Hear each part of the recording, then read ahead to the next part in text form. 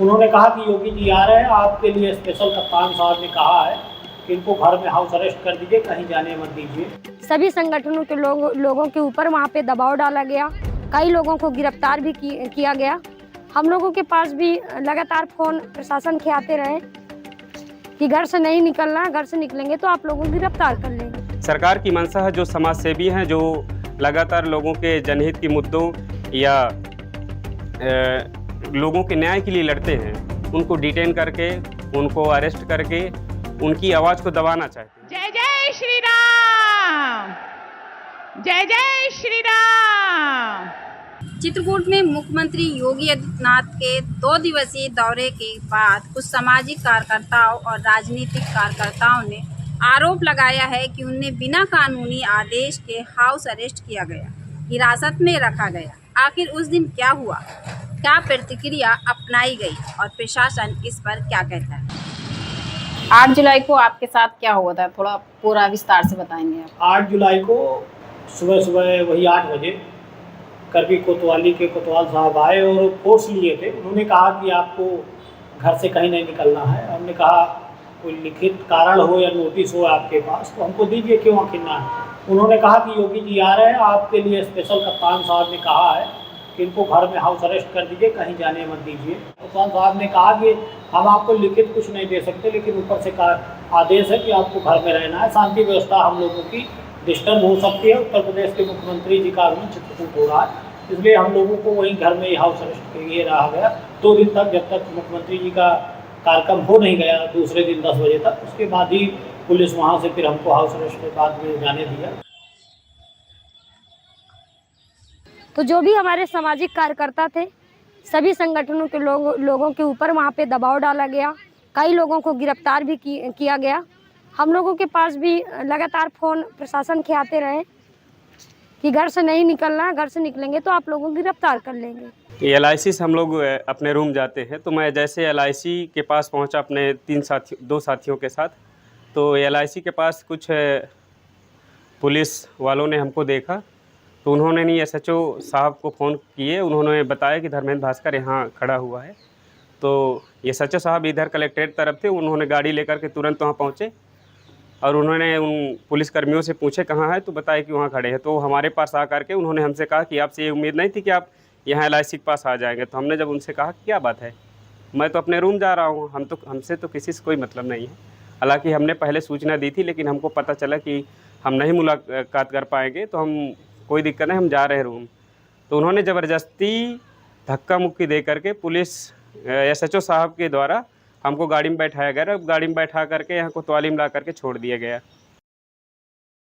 क्या उस दिन आप कोई प्रदर्शन या ज्ञापन देने वाले थे, कोई मांगे थी आपके? नहीं, ऐसा तो कुछ नहीं था। हम लोगों ने कोई ऐसा ऐलान नहीं किया था और ये कोई पहला वो नहीं है। इससे पहले भी हम लोग को जेल भेजा गया, 3 महीने हम लोग को जेल में डाला गया। रात रोज ऐसे गंभीर धारा लगा करते मुझे और मेरे 11 साथियों को किए। और पूर्व में जय बार भी मुख्यमंत्री जी का या भारतीय जनता पार्टी के कोई बड़े मंत्री का कार्यक्रम लगता है तो हम लोग को हाउस अरेस्ट, या तो पिछली बार मुख्यमंत्री जी का कार्यक्रम लगा था तो हमको कोतवाली में ले आया गया था, कोतवाली में बंद कर दिया गया था 24 घंटे के बाद छोड़ा गया। कि एक बार ऐसा हुआ था, एक प्रेसवे का जब उद्घाटन होना था तो माननीय योगी जी को वहाँ, मोदी जी को वहाँ आना था, प्रधानमंत्री जी को। तो देखिए उद्घाटन वहाँ हो रहा था एक प्रेसवे का, लेकिन यहाँ पे मुझे गिरफ्तार कर लिया गया, घर में बुला करके कि आइए आपका एक केस है, उसमें आपके बयान लिखना है। जब मैं वहाँ आई तो मुझे गिरफ्तार कर लिया गया बिना मुकदमे के। कभी LIU का फ़ोन आता था, कभी प्रशासन का फ़ोन आता था, वो हमेशा हमारी लोकेशन लेकर के और 2-2 थाने की फोर्स को हमारे हाउस में भेज करके उन्होंने गिरफ्तार करने का काम किया था। और हमको ये कोतवाली में बैठाया रहे बिना किसी कारण के। और आपको बता दें कि उस दिन हम लगातार, जब हम SP साहब के पास मुझे वहाँ ले गए कोतवाली, तो मैंने SP साहब के पास फ़ोन किया कि हमें बिना किसी वजह के हमको यहाँ कोतवाली ले आए हैं, जबकि मेरे बहुत सारे काम हैं। मेरे फादर की जो है तबीयत भी ख़राब है, उनकी BP शुगर की पेशेंट है। लगातार उनका फ़ोन आ रहा था कि मुझे घर छोड़ दीजिए आप, लेकिन वो हमको छोड़े नहीं। फिर कोतवाल साहब से भी हमारी बात हुई, हमारे फ़ोन छीन लिए गए। हमने कहा भाई फ़ोन क्यों छीन रहे हैं आप, क्या आखिर हमको दर्शाना चाहते हैं कि हम कोई दबंग है, गुंडे हैं, मवालिया हैं, माफिया हैं, कि हम बमबारी करने कर रहे हैं, कि क्या बताइए, अब कारण बताइए। तो पुलिस के पास किसी प्रकार का कोई जवाब नहीं था, बस उसके पास यही जवाब था कि हमें ऊपर से आदेश है, इसलिए आपको पकड़ रहे हैं, आपको अरेस्ट कर रहे हैं, आपको डिटेन कर रहे हैं। इस पूरी कार्रवाई का आप पर और आपके परिवार पर किस तरह का असर पड़ता है? अब ये स्वाभाविक है कि आप हाउस अरेस्ट कर लेंगे। तमाम गृह के कार्य हैं, घरेलू कार्य हैं, बाजार जाना पड़ता है, बच्चों का स्कूल भी है, स्कूल भी छोड़ने जाना पड़ता है। तो 2 दिन बाधित रहे, कहीं जा नहीं पाए, बच्चों को छोड़ने भी नहीं जा पाए। हमने पूछा भी कि भाई हमारे साथ आप चलिए। उन्होंने कहा कि आप घर में रहिए, हम आपके साथ नहीं जा सकते। जब तक योगी जी का कार्यक्रम नहीं हो जाता तब तक आपको घर से जाने नहीं है। देखिए, डर ये था कि उस दिन मेरे कई काम थे, पारिवारिक भी काम थे, तो ये था कि अगर मैं निकलती हूँ तो कहीं ऐसा ना हो कि ये गिरफ्तार कर लें, तो मैं अपने घर वालों का काम जो था तो ना करवा पाऊँ, क्योंकि 2-3 लोगों की तबीयत खराब थी, तो मुझे वहाँ पे जाना बहुत ज़रूरी था। किसी चीज़ का कोई लिखित आदेश नहीं था, बस उनका कह रहे थे कि हमको एसपी साहब का आदेश है कि इस तरह के अगर कोई आता है समाज सेवी तो उनको डिटेन करके उनको बैठाना हमारा कर्तव्य है। कभी कोई दस्तावेज, कभी कोई ना वारंट के कागज़, ना किसी चीज़ की कोई नोटिस, कोई कुछ भी नहीं दिखाया गया, और हमेशा ये गिरफ्तारी करने का काम करते रहे और हमेशा दबाव डालने का काम करते रहे। जब अगर हम नहीं मिलते थे तो हमारे परिवार के लोगों के पास पहुंच करके हमारे घर में ये पुलिस भेजने का काम करती थी। इस मामले में जब करबी कोतवाली प्रभारी दुर्गविजय से बात की गई तो उन्होंने शुरुआत में किसी को हाउस अरेस्ट या हिरासत में रखने से इनकार किया। हालांकि संबंधित लोगों के नाम बताए जाने पर उन्होंने कहा कि मुख्यमंत्री या किसी वीआईपी के दौरे के दौरान सुरक्षा व्यवस्था बनाए रखना पुलिस की जिम्मेदारी होती है। उन्होंने उदाहरण देते हुए कहा कि जिस तरह घर में किसी बच्चे को शरारत करने से रोकने के लिए समझाया या रोका जाता है, उसी तरह आशंका होने पर पुलिस भी एहतियाती कदम उठाती है।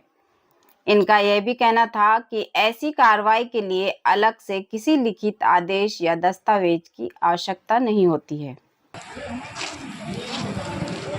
आपको कभी भी पुलिस गिरफ्तार करेगी तो उसमें तो Mihir Shah versus state of Maharashtra का जिसमें है कि पुलिस को रिटर्न में देना पड़ेगा कि आप किस कारण से किसी को हिरासत में ले रहे हैं। वो चाहे प्रिवेंटिव एक्शन के तहत ले रहे हो, चाहे आप किसी आपराध में क्राइम में इन्वॉल्व होने पे ले रहे हो, वो लिखित में देना पड़ेगा आपको ग्राउंड। अगर नहीं देते तो फंडामेंटल राइट का वायलेशन है, विधि का वायलेशन है, और आप डायरेक्ट आप रेड पिटीशन के माध्यम से ऑनरेबल सुप्रीम कोर्ट में और ऑनरेबल हाई कोर्ट में कहीं पर जा सकते हैं डायरेक्ट आप अगर कोई मजिस्ट्रेट ऑर्डर नहीं है तो? हाँ, मजिस्ट्रेट ऑर्डर नहीं, और मजिस्ट्रेट का ऑर्डर भी विधि संगत होना चाहिए।